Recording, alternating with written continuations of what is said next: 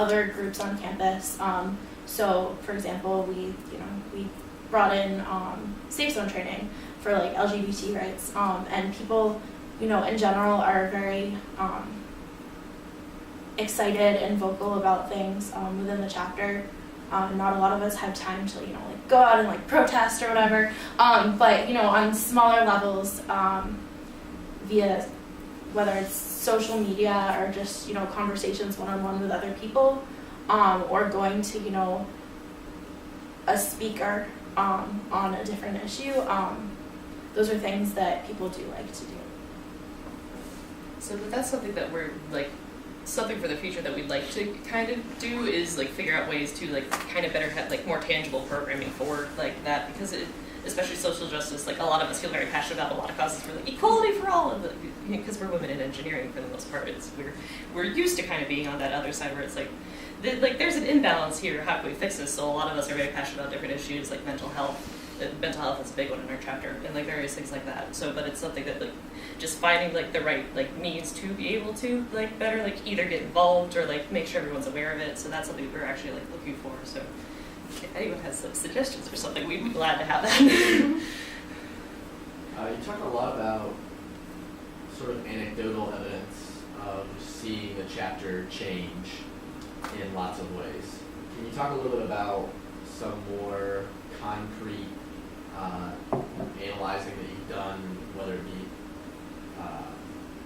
through some sort of assessment that your chapter's done to be able to evidence those things, those changes? So one thing I've noticed personally is, when I started off my term as president, I would, I'd get complaints about certain people, and frequently. And so I opened up a suggestion box. And people can, put suggestions either about, things in general or about a certain, individual if they're having issues with it, and they don't really feel comfortable bringing it up. And, over time, those suggestions the critiques and criticisms of other people have gone more towards I'm going to take this up with the sister at large instead. So it's really gone towards, the correct means now. Also, the complaints have gone down significantly. It's at the point where people feel that they can talk to people one-on-one without, an intermediary, or they feel, if they can't, that they can talk to someone who can talk to them, like the sister at large. So I guess that's a little bit more. So like that's it. And another very concrete one is a couple years ago we didn't have many of our service hours completed at all, and now like for this year we already have them all done. So it's like we have numbers for I don't know the numbers. It was 14 hours 2 years ago, or 3 years ago. 14 total hours. So far we have, last semester we completed 451. So that's a pretty good difference, I'd say. Yeah, and I mean, we still have this semester to go too. So.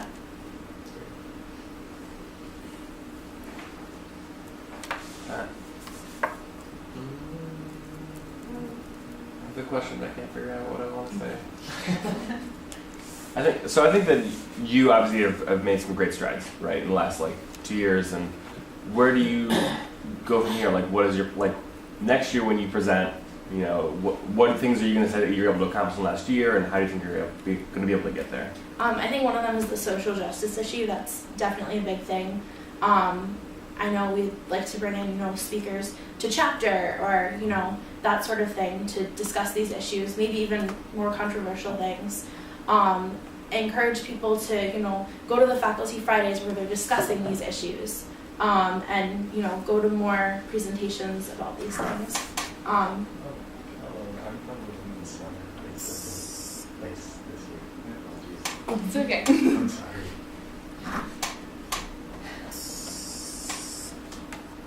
So yeah, that would be sorry. So yeah, I mean that's one of those areas in which definitely want to improve upon. Also, I mean, we're doing really well in service and philanthropy, but especially with philanthropy, I think we could do much better.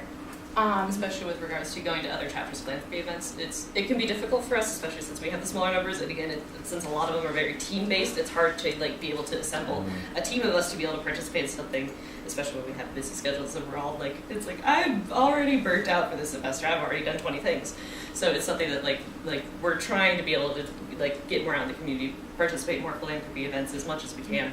And also, in general, just making sure that things we put in place stay in place, and making sure that we're continuing to improve on them. Like, making sure we continue to do our service hours, making sure we're staying in contact with Eliza Jennings, making sure our philanthropy event this coming fall then is going, like, especially this past fall since we just, like, redid it and created a new event. Like, obviously there are a lot of things that we could have done better, especially with, like, publicity, making sure everyone knew about it and that everyone could come to it, hopefully, for the community.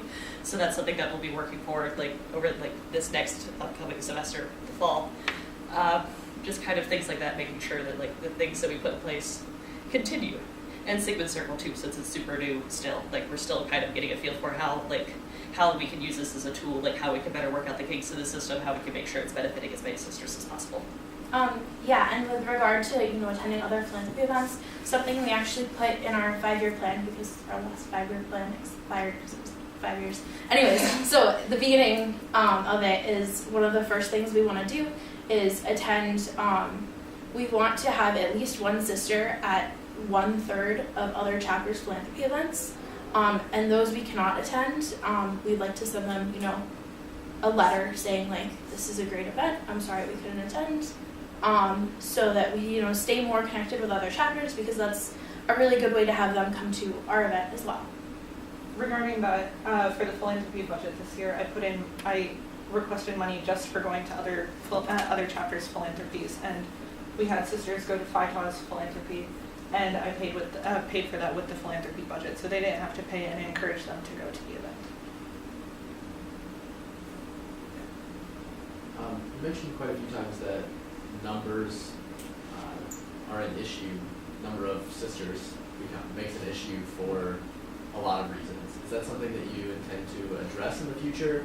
That if you had more sisters, then a lot of these things would be easier?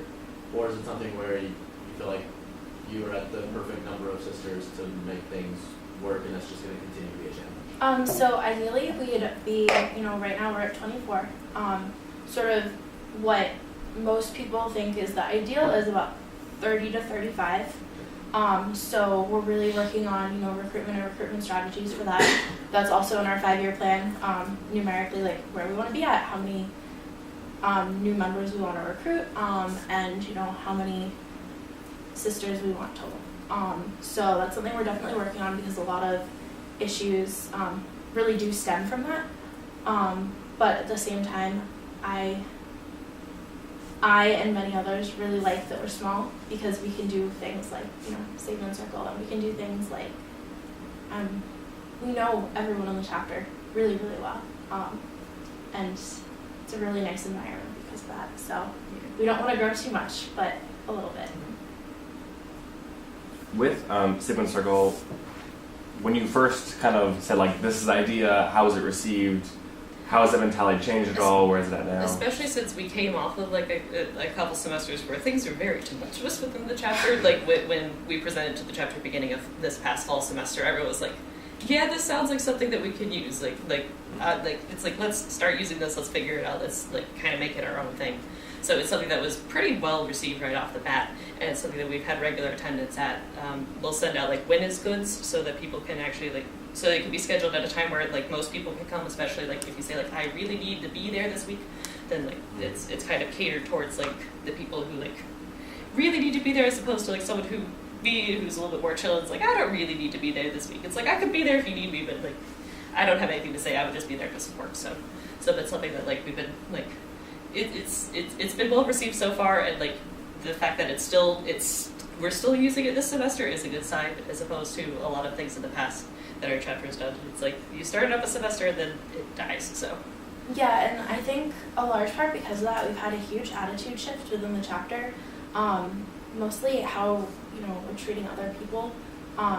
For example, during bid discussions, one time it got really, really heated between a few sisters, and that's something that this semester during bid discussions we, it was very calm, and it was, even if something, that wasn't a positive attribute of someone was talked about, it was talked about in an appropriate manner, and the sisters, receiving that, hearing that, didn't sort of backlash really quickly. We're, starting to have some bigger discussions in the chapter, and one thing that we like to do is sort of bring a small bit of the discussion to the chapter at first, so people sort of know where everyone's opinions are, and they can sort of think and have time to cool off before they react, and then a couple weeks later having the discussion itself. How do you think your chapter as a whole group embraces diversity and other cultural events and groups on campus? That's something as a chapter, something that we value is diversity, especially since we're a group of like-minded women, but we want to embrace as many people as possible, and so we have a lot of people involved in different religious organizations on campus, different cultural organizations. So especially this semester, we are starting a new membership development plan that we kind of created over the past last semester with the help of the GEM program pilot thing. And so part of what's included in that is encouraging having a thing where it's okay, once a semester you need to do something out of your comfort zone, and in that kind of list of things that are outside the comfort zone include going to a cultural event, especially if you go with another sister, you get it's even better, you'll get better recognition, that sort of stuff. So we've been trying to encourage people to go to the La Alianza events, that different things like that. So do you guys have? Yeah. So I mean, first of all, a lot of us are really organized. I've involved in organizations that are cultural based. I mean, Akila's the treasurer of Hindu Yuva, and I'm the president of Hillel. And we have lots of other people involved in organizations. So, I mean, we invite people to our events. I mean, we were literally just in the car thinking about how we could combine our two groups to have an event, and, bring sisters to it too. Me and some other people, we sometimes the past 2 weekends, a group of sisters have gone to, the Pakistani Student Association cultural show and the UISA dinner as well. And it's also part of our scholarship plan in the intellectual development category is, going to cultural events. Sorry. You're My fine. mom used to call it really awkward times. In the middle of class.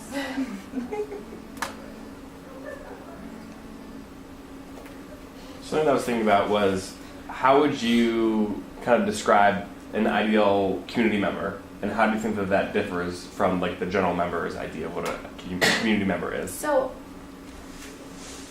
I don't think there's one ideal community member. I think it's really important to have people in different roles. It's important to have the leaders, obviously, but as much, if not more important, is to have the people who are supporting things, and the people who aren't necessarily in leadership positions, but who are, leaders within the community by example or, by what they say. So, I mean, I guess an ideal member would, I think, in my opinion at least, I think the ideal member is someone who can lead by example. Whether or not they're in a leadership position, I don't think really matters for that. But I think, people who are leading by example and really working hard to, be involved and, really commit to what they're doing and do their best in everything they're doing is something that's really valuable. I was just going to say something along the lines of a person who is just willing to be involved, who's willing to commit to things, whether or not they want to take on big roles, small roles, whether or not they want to do community service, whether they just want to do scholarly things and research, as long as they're willing to be involved, a community is involvement between many people. So just fostering that kind of environment for I want to actually go do something instead of kicking, dragging feet, going, oh, I gotta go do this now, or so it's getting people not even necessarily passionate, but at least voluntarily willing to do things. I think an ideal member doesn't fit like one stereotype. I think an ideal member is somebody who brings something new to the group. So everybody has like their own passions and interests. Okay. So an ideal community would be a mix of all the different diverse interests.